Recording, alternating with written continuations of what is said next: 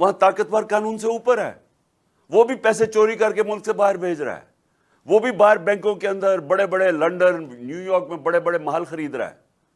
وہ ہر غریب ملک کا یہی مسئلہ پڑا ہوا ہے کیوں؟ اور میرے نبی نے 1500 سال پہلے کہہ دیا تھا کہ تباہی کا سبب کیا ہوتا ہے، اور یہ ہمارے سامنے ہے۔ اور برطانیہ جو ذرا بیٹھے ہوئے ہیں، ذرا پوچھیں کہ وہ پاکستانی ہوتے ہیں، ہماری کمیونٹی بڑی تکڑی برطانیہ میں، امریکہ میں، یورپ میں ہماری تکڑی پاکستانی کمیونٹی ہے، پوچھیں تو صحیح ان سے کہ کیوں وہ نکلتے ہیں ہمارے لیے، کیوں وہ تحریک انصاف کو سپورٹ کر رہے ہیں؟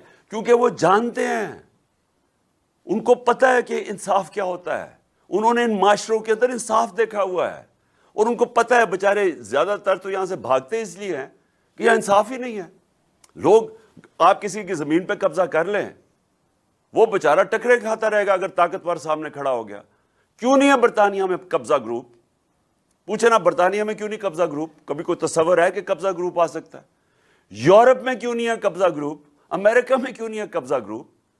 یہ تو صرف وہ بنانا ریپبلکس میں ہوتے ہیں۔ بنانا ریپبلک کا مطلب ہوتا ہے کہ جس قوم میں انصاف نہیں ہوتا، جس قوم کے اندر یہ جب طاقت کی حکمرانی یعنی جنگل کا قانون ہوتا ہے تو وہ تباہ ہو جاتے ہیں۔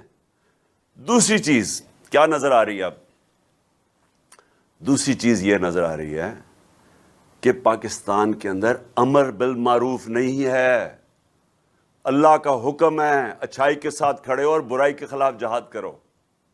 یہ آج برطانیہ میں پوچھے لوگوں سے، آپ کے جو یہ نکلتے ہیں پاکستانی برطانیہ میں، یہ جو ایونز فیلڈ کے بعد پبلک نکلتی ہے، یہ ہم نہیں نکالتے۔ ان کو برطانیہ میں پتہ ہے کہ ان کی قوم اچھائی کے ساتھ کھڑی ہوتی ہے، اور اس کی وجہ سے جرأت نہیں ہوتی کسی میں برا کام کرنے کے لیے، وہ ڈرتے ہیں کیونکہ قوم ان کے خلاف کھڑی ہو جاتی ہے۔ قوم جو ہوتی ہے وہ سب سے زیادہ امر بالمعروف کی وجہ سے ایک قوم کے اندر اخلاقیات کو اوپر لے کے آتی ہے۔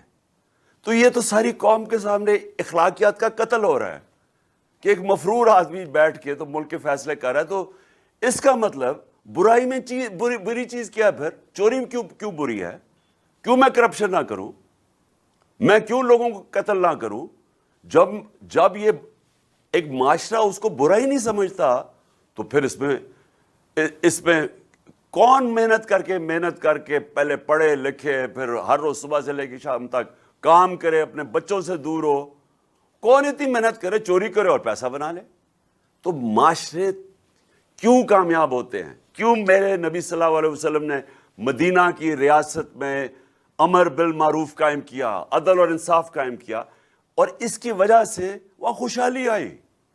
تو آج یہ آپ دیکھ رہے ہیں قوم کو کیا پیغام جا رہا ہے کہ جناب وہ آدمی جو کنوکٹ ہوا ہے، 1.5 سال جے آئی ٹی بنی، سپریم کورٹ کے 5 ممبر بینچ، اس سے زیادہ تو کوئی بڑی عدالت نہیں، اس نے اس کو سزا یافتہ کرا دیا ہے، اور وہ جا کے آج اس ملک کے مستقبل کے فیصلے کر رہا ہے۔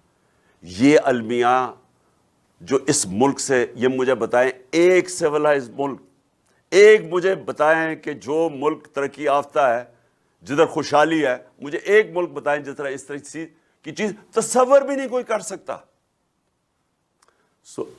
اخلاقی قتل ہو رہا ہے اس ملک کا۔ یہ جو چوروں کو ان ہینڈلرز نے جب سے ہمارے اوپر مسلط کیا ہے، انہوں نے سوائے اپنی چوری، اپنے کیسز ختم کرنے کے لیے،